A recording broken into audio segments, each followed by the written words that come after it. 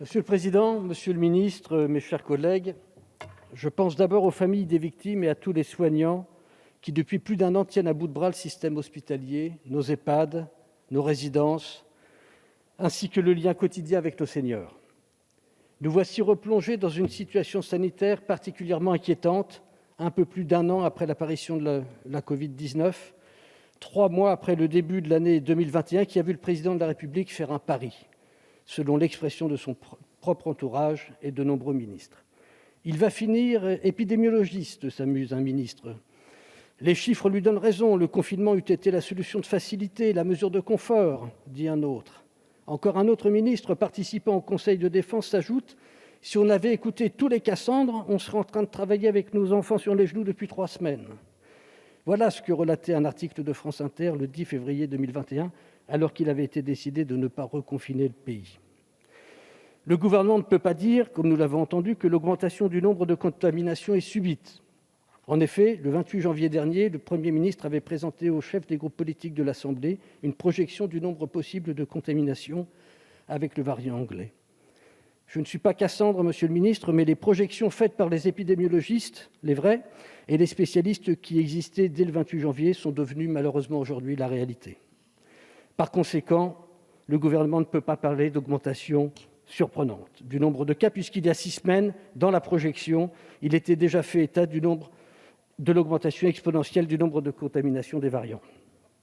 On peut raisonnablement imaginer que si le gouvernement nous a présenté cette projection, c'est qu'il lui accordait un minimum de crédit. Et pourtant, le Conseil scientifique exposait lui aussi les choses très clairement. Dans une note d'éclairage rédigée fin janvier et malheureusement rendue publique seulement le jeudi 25 février, le Conseil préconisait un confinement précoce de 4 semaines sur l'ensemble du territoire. Le retard récurrent dans la publication des travaux du Conseil scientifique nuit à la nécessaire transparence des informations que Cédric Villani rappelait tout à l'heure au titre de l'OPEX et nuit à la confiance. Aujourd'hui, la situation est plus que préoccupante. En Île-de-France, vous le savez, les centres hospitaliers sont à la recherche de lits pour créer temporairement plus de places en réanimation. Dans mon département, en Seine-Maritime, la progression du virus se poursuit.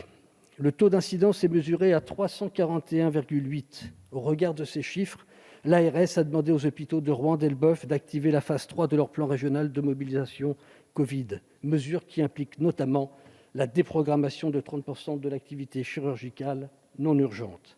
Cette situation est une catastrophe pour toutes les personnes qui attendent des soins et cela risque de créer une nouvelle vague d'urgence dans quelques semaines. Je le redis, les départements concernés par de nouvelles restrictions sanitaires devraient être davantage accompagnés par une accélération massive des vaccinations. Il faut utiliser toutes les doses disponibles. Il faut sans doute une logistique plus musclée. Et enfin, nous avons le sentiment que la vaccination ne se fait pas en flux tendu. Pour rappel, en décembre 2020, l'objectif du gouvernement était de vacciner 15 millions de Français d'ici au printemps. Le printemps, c'était samedi dernier.